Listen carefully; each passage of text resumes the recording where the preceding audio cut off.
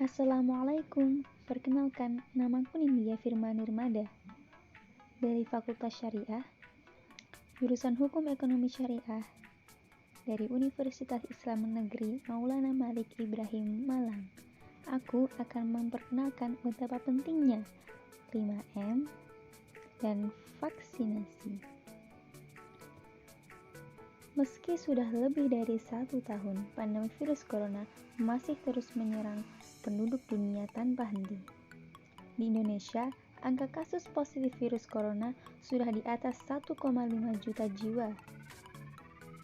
Kabar baiknya, sekitar lebih dari 1,3 juta orang berhasil pulih dari serangan penyebab COVID-19. Mengalahkan penyebaran dan penularan virus corona dunia tidak mudah. Namun, beragam upaya terus dilakukan para ahli dan penduduk global demi mengakhiri ancaman virus yang terus menyerang bertubi-tubi. Di beberapa negara, termasuk Indonesia, pemerintah membuat pedoman dan protokol kesehatan untuk menghadapi virus corona. Di negara kita, protokol kesehatan ini dikenal dengan sebutan 5M. Sudah tahu apa saja protokol kesehatan 5M untuk membantu pencegahan penularan virus corona? Berikut ini protokol kesehatan 5M tersebut. 1. Mencuci tangan. Rutin mencuci tangan hingga bersih adalah salah satu protokol kesehatan yang cukup efektif untuk mencegah penularan virus corona. Untuk hasil yang maksimal, kamu disarankan untuk mencuci tangan setidaknya selama 20 detik beberapa kali sehari, terutama saat sebelum memasak atau makan, setelah menggunakan kamar mandi, setelah menutup hidung saat batuk atau bersin. Untuk membunuh virus dan kuman-kuman lainnya, gunakan sabun dan air atau pembersih tangan dengan alkohol setidaknya dengan kadar 60%. 2. Memakai masker. Pada awal pandemi virus corona tahun lalu, Organisasi Kesehatan Dunia (WHO) mengatakan bahwa penggunaan masker hanya direkomendasikan untuk orang sakit, bukan orang sehat. Namun, virus corona jenis SARS-CoV-2 yang merajalela hingga saat ini membuat protokol kesehatan bisa berubah-ubah sering bergulirnya waktu.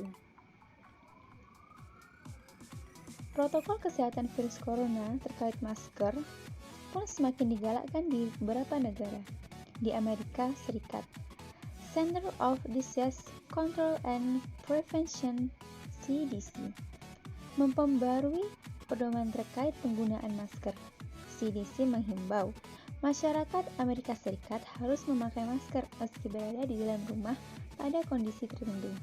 Menurut CDC, penggunaan masker di dalam rumah perlu dilakukan ketika terdapat anggota yang berpotensi terkena COVID-19 karena aktivitas di luar rumah, merasa terjangkit atau mengalami gejala COVID-19, ruangan sempit, dan tidak bisa menjaga jarak minimal 2 meter.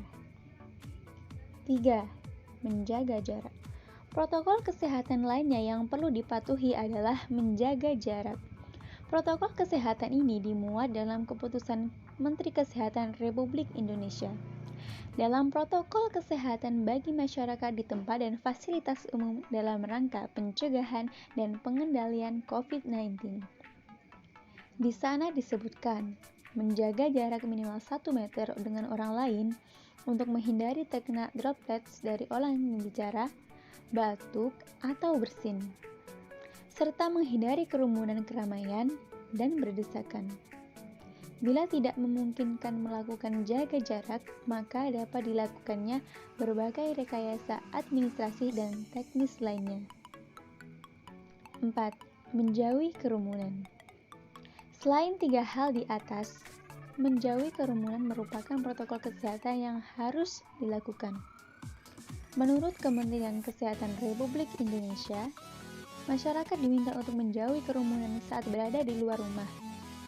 Ingat, semakin banyak dan sering kamu bertemu orang, maka kemungkinan terinfeksi virus corona pun semakin tinggi. Oleh sebab itu, hindari tempat keramaian, terutama bila sedang sakit atau berusia di atas 60 tahun. Menurut riset, lansia dan pengidap penyakit kronis memiliki resiko yang lebih tinggi terserang virus corona. 5. Mengurangi mobilitas. Virus penyebab corona bisa berada di mana saja.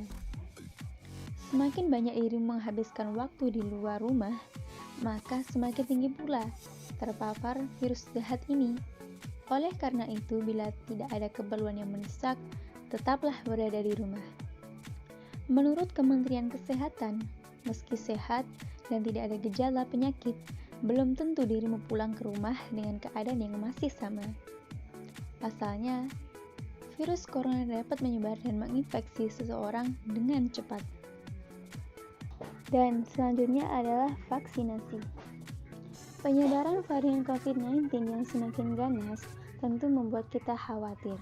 Karena itu, penting bagi siapapun yang memenuhi syarat untuk bersedia melakukan vaksinasi. Vaksin COVID-19 memang tidak membuat kita kebal terhadap virus corona. Namun, vaksin bisa membantu kita untuk mengalami gejala parah ketika terpapar COVID-19. Untuk mendapatkan perlindungan penuh, kita harus mendapatkan 2 dosis vaksin COVID-19. Jarak setiap pemberian vaksin biasanya berlangsung selama 30 hari. Namun, apa yang terjadi jika kita melewatkan dosis kedua? Vaksinasi bertujuan untuk memberikan kekebalan spesifik terhadap suatu penyakit tertentu, sehingga jika suatu saat terpapar penyakit tersebut, maka hanya akan mengalami gejala yang ringan. Sebaliknya, apabila tidak melakukan vaksinasi, maka tidak akan memiliki kekebalan tubuh yang spesifik terhadap penyakit yang seharusnya dapat dicegah dengan pemberian vaksin tersebut. Apabila cakupan vaksinasi tinggi dan merata, maka akan terbentuk suatu kekebalan kelompok. Selain itu, vaksinasi COVID-19 juga dapat menjaga produktivitas dan mengurangi dampak sosial serta ekonomi. Kelompok prioritas penerima vaksin COVID-19 saat ini adalah tenaga kesehatan yang memiliki risiko tinggi terpapar COVID-19, lansia, lebih dari 50 tahun, dan orang dengan pekerjaan yang memiliki risiko tinggi tertular. Kemudian vaksinasi akan dilanjutkan ke kelompok penerima lainnya, mulai dari masyarakat usia 18 tahun ke atas. Vaksin memiliki lebih banyak manfaat dibandingkan dengan efek samping yang dihasilkan. Vaksin dapat memberikan antibodi yang lebih tinggi dan memberikan proteksi terhadap virus COVID-19. Maka dari itu, tetaplah mematuhi protokol kesehatan 5M dan juga lakukan vaksinasi apabila telah diumumkannya adanya vaksinasi, agar kita dan keluarga tetap bisa terlindungi dan juga terbebas dari serangan COVID-19 ini.